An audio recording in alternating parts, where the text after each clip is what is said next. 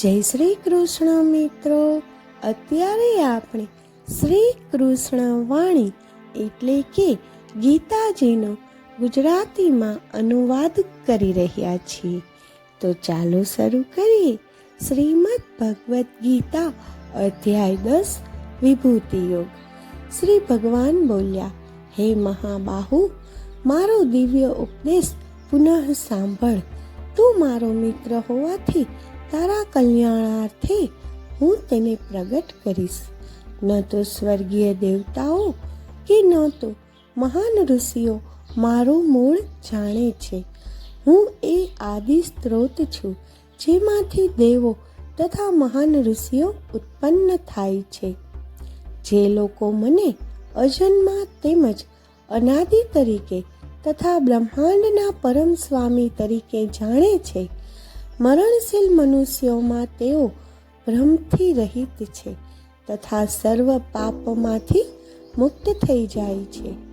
મનુષ્યોમાં બુદ્ધિ, જ્ઞાન, વૈચારિક સ્પષ્ટતા, ક્ષમા, સત્યતા, ઇન્દ્રિયો તથા મન પર સંયમ, સુખ તથા દુઃખ, જન્મ તથા મૃત્યુ, ભય તથા નિર્ભયતા, અહિંસા, સમતા, તુષ્ટિ, તપશ્ચર્યા, દાન, યશ, અભ્યસ જેવા વિવિધ પ્રકારના ગુણોની વિવિધતા કેવળ મારામાંથી જ ઉત્પન્ન થાય છે. સપ્ત મહર્ષિગણ, તેમની પૂર્વે થયેલ 4 મહાન સંતો તથા 14 મનુઓ, આ સર્વ મારા મનથી જ જન્મ પામ્યા છે. આ વિશ્વના સર્વ મનુષ્યો તેમનામાંથી અવતરિત થયા છે. જે વાસ્તવમાં મારા મહિમા તથા દિવ્ય શક્તિઓને જાણે છે, તેઓ અવિચળ ભક્તિ દ્વારા મારી સાથે એકીકૃત થઈ જાય છે. એમાં કોઈ સંશય નથી. હું સર્વ સૃષ્ટિનો સ્ત્રોત છું. સર્વ તત્વો મારામાંથી ઉદ્ભવે છે.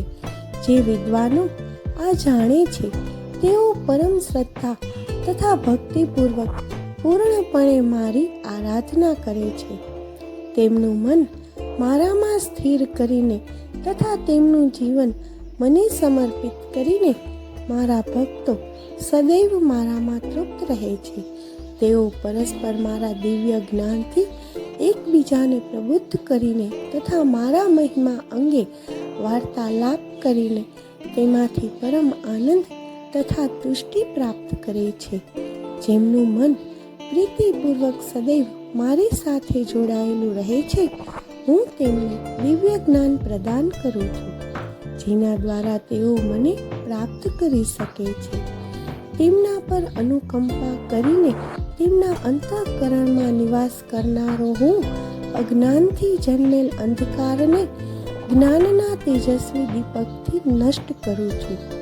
અર્જુને કહ્યું, આપ પરમ દિવ્ય વિભૂતિ, પરમ ધામ, પરમ પવિત્ર શાશ્વત ભગવાન, આદિ પુરુષ, અજન્મા તથા મહાનતમ છો.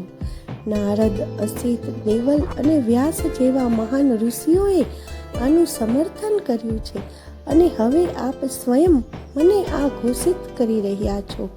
હે કૃષ્ણ, આપે જે કહ્યું તે સર્વનો સત્ય તરીકે હું પૂર્ણતઃ સ્વીકાર કરું છું.